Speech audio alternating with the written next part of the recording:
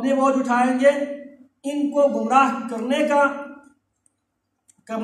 کی وجہ سے ان کا بوجھ اٹھائیں گے، اور وہ گمراہ ہونے کی وجہ سے وہ اپنے بوجھ اٹھائیں گے، کیونکہ اللہ رب العالمین نے أَلَمْ نَجْعَلْ لَهُ عَيْنَيْنِ وَلِسَانًا وَشَفَتَيْنِ وَهَدَيْنَاهُ النَّجْدَيْنِ۔ أَلَمْ نَجْعَلْ لَهُ عَيْنَيْنِ، کیا ہم نے اس انسان کو جس نے دوسرے کی بات میں آ کر اپنے آپ کو سبیل الغی، گمراہی کے راستے پہ اپنے آپ کو لگا دیا، وَإِن يَرَوْا سَبِيلَ الْغَيِّ يَتَّخِذُوهُ سَبِيلًا وَإِن يَرَوْا سَبِيلَ الرُّشْدِ لَا يَتَّخِذُوهُ سَبِيلًا، اور رشد کے راستے پہ چلنے کے بجائے اس نے اپنے آپ کو اس طاغوت کی بات میں آ کر اس کی دعوت کو قبول کرتے ہوئے جس نے اپنے آپ کو گمراہی کے راستے پہ اس کے پیچھے لگا دیا۔ کیوں؟ کیونکہ اللہ رب العالمین نے اسے أَلَمْ نَجْعَلْ لَهُ عَيْنَيْنِ، ہم نے اس انسان کو، اس تابع کو، متبوع کا، جو کسی کی اتباع کرتا ہے، اس کے پیچھے چلتا ہے، اس کی بات مانتا ہے، أَلَمْ نَجْعَلْ لَهُ عَيْنَيْنِ، کیا اس کے پیچھے چلنے والے انسان کو کیا ہم نے اس کے لیے دیکھنے کے لیے دو آنکھ نہیں دیے، وَلِسَانًا وَشَفَتَيْنِ، دو ہونٹ اور زبان نہیں دیے، وَهَدَيْنَاهُ النَّجْدَيْنِ، ہم نے دونوں راستے اس کو نہیں دکھائے، اما شاکرا و اما کفورا۔ اب اللہ رب العالمین نے کچھ اختیار بندوں کو دیا ہوا ہے، اسی لیے اللہ کی جو مخلوق ہے، مخلوق میں سے جن اور انس، ان کو اللہ رب العالمین نے کچھ معاملات میں اختیار دیا ہے۔ ہر معاملے میں انسان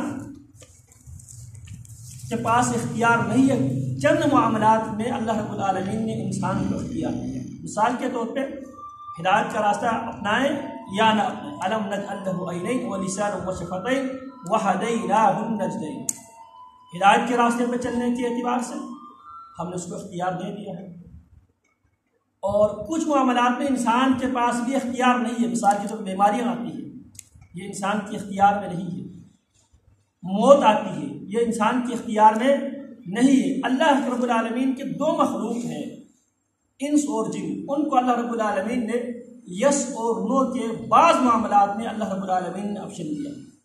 باقی جو فرشتے ہیں، باقی شجر حجر ہے، باقی جتنے بھی حیوانات ہیں، جتنے بھی حشرات ہیں، یہ سارے کے سارے ان کے پاس نو کے آپشن نہیں ہے۔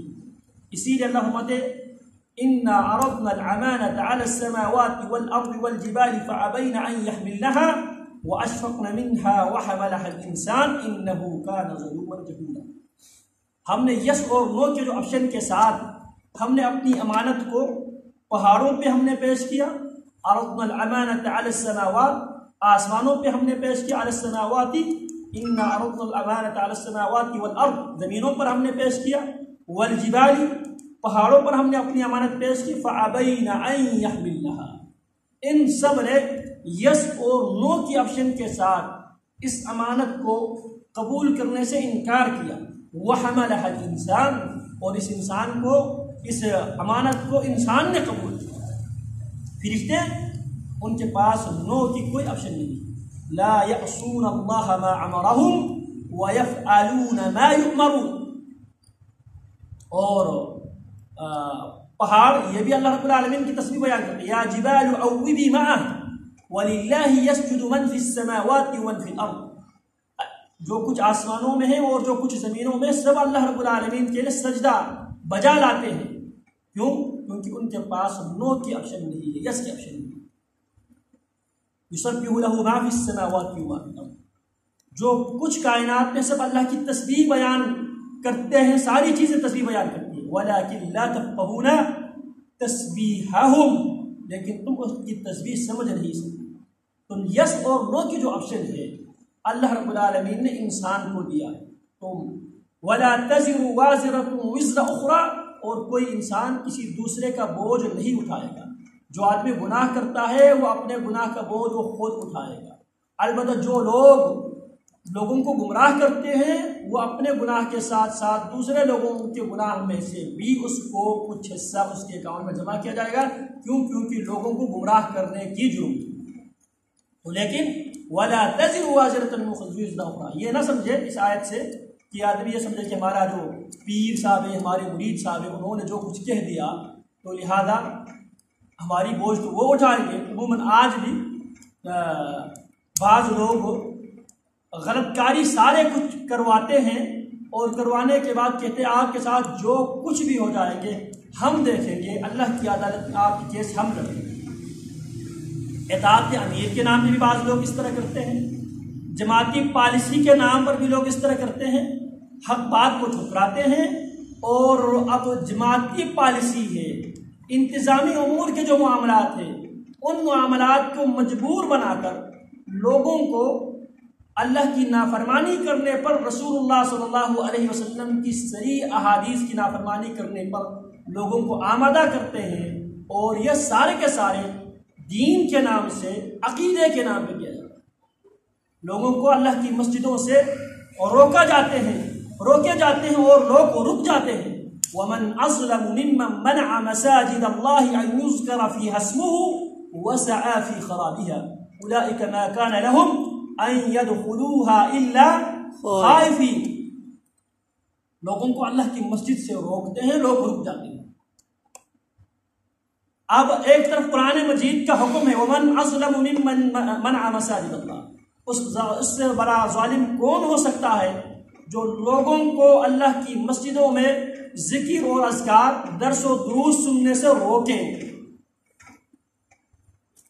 اللہ اکبر کبیر۔ اور دوسرے تو اللہ کا یہ حکم ہے اس مسلمان سے، اس امیر کے پیروکار سے، اگر وہ صحیح معنوں میں مسلمان ہے، قرآن کو اگر وہ مانتا ہے تو قرآن کیا حکم دیتا ہے؟ وَإِنِ اسْتَنْصَرُوكُمْ فِي الدِّينِ فَعَلَيْكُمُ النَّصْرُ۔ اگر کوئی بھی انسان آپ کو دین کے ٹائٹل سے، دین کے عنوان سے کسی بھی معاملے میں اگر آپ سے مدد کا مطالبہ کرے، فَعَلَيْكُمُ النَّصْرُ، اس کی مدد کرنا آپ پر واجب ہے۔ اگر کوئی صحیح العقیدہ انسان آپ کو کسی پروگرام میں اس لیے بلاتا ہے، آئیں دین سننے کے لیے آئیں، اسلام کو سمجھنے کے لیے آئیں، تو اگر کوئی آپ کو دین کے عنوان سے دعوت دے، فَعَلَيْكُمُ النَّصْرُ، اس کی مدد کرنا آپ کے اوپر فرض ہے۔ نیکی کے کاموں میں وَتَعَاوَنُوا عَلَى الْبِرِّ وَالتَّقْوَى وَلَا تَعَاوَنُوا عَلَى الْإِثْمِ وَالْعُدْوَانِ، نیکی کے کاموں میں ایک دوسرے کے ساتھ تعاون کیا کرو۔ ایک طرف یہ اللہ کا حکم ہے اور دوسری طرف پارٹی کی پالیسی ہے۔ ایک مذہبی جماعت ہے، بہت بڑی جماعت، پچھلے سال انہوں نے ایک نوٹیفیکیشن جاری کیا تھا، اور نوٹیفیکیشن مذہبی جماعت نوٹیفیکیشن جاری کرتی ہے، وہ جماعت کیا، فلانا جو مبلغ صاحب ہے، داعی صاحب ہے، ہم نے 6 مہینے کے لیے ان کے ساتھ ہماری جماعت نے بائیکاٹ کی ہے، لہٰذا اس مبلغ کی کسی بھی جگہ پہ اگر پروگرام ہو تو پہلے کوشش کر کے اس پروگرام کو کینسل کروائے۔ اگر وہ جماعت، وہ لوگ، مقامی افراد اس کی پروگرام کو کینسل کرنے پر آمادہ نہ ہو جائے تو آپ نے اس پروگرام میں شرکت نہیں کرنی ہے۔ اور ان لوگوں کو اللہ کا خوف بھی نہیں آتے۔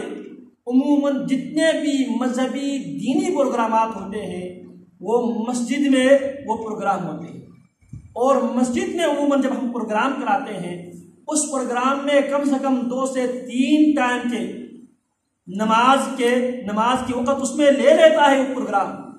تو لوگوں کو یہ روکا جا رہا ہے کہ آپ نے وہاں پہ نہیں جانا۔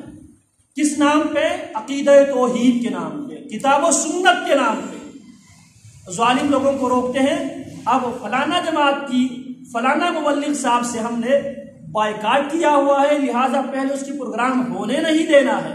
اگر پروگرام ہونے کی صورت میں آپ نے اس پروگرام میں نہ شرکت کرنا ہے نہ کسی دوسرے کو شرکت کرنے دینا ہے، اور یہ کس کے نام پہ ہو رہا ہے؟ کتاب و سنت کے نام۔ وَمَنْ أَظْلَمُ مِمَّنْ مَنَعَ مَسَاجِدَ اللَّهِ، اس شخص سے بڑا ظالم کون ہو سکتا ہے جو اللہ کی مسجدوں سے لوگوں کو روکتے ہیں، اور ٹائٹل کیا ہے اوپر سے؟ کتاب و سنت۔ تو ایک طرف کتاب و سنت کی بات آتی ہے، ایک طرف جماعتی پالیسی بیت میں آتی ہے۔ تو جماعتی پالیسی کو اہمیت دیتے ہیں، کتاب و سنت کو پس پش ڈالتے ہیں۔ تو اللہ رب العالمین پر وَلَا تَزِرُ وَازِرَةٌ وِزْرَ أُخْرَىٰ، کوئی کسی کا بوجھ نہیں اٹھائے گا۔ ایک طرف قرآن مجید کی یہ آیت ہے، दूसरी तरफ अल्लाह फरमाते हैं लियहमिलू औज़ारहुम यौमल क़ियामति कामिलतन व मिन औज़ारिल लज़ीना तबऊहुम, वो अपनी बोझ भी उठाएंगे और उन अफराद की भी बोझ उठाएंगे जो उनके इत्तिबा करते हैं। तो इसमें जो लोग उनकी बातों में आकर अल्लाह की बात मानने से इनकार करता है, ज़बान से कहने की खैर जुर्रत नहीं करते, लेकिन ज़बान हाल से जो इनकार करते हैं, बावजूद इसकी वो देखने के लिए अल्लाह रब्बुल आलमीन ने आँख, समझने के लिए अल्लाह रब्बुल आलमीन ने दिल व दिमाग, सुनने के लिए अल्लाह रब्बुल आलमीन ने कान देने के बावजूद वो अल्लाह की बात को मानने के बजाय उन अफराद की बातों को तरजीह देते हैं जो उनके ऊपर जिम्मेदार बनाया गया है। तो लिहाजा जो उनकी बातों में आता है उनको किताब व सुन्नत को समझने के बजाय, किताब व सुन्नत पर अमल करने के बजाय उनके पीछे लग जाने की वजह से गुनाह आएगा, और जो गुमराह करने वाले हैं उनको इंसानियत को गुमराह करने की वजह से वो उनकी बोझ उठाएंगे। तो यहाँ पे वला तज़िरु वाज़िरतुन विज़रा उख़रा से वो अपने बोझ खुद पूरा का पूरा उठा लेंगे,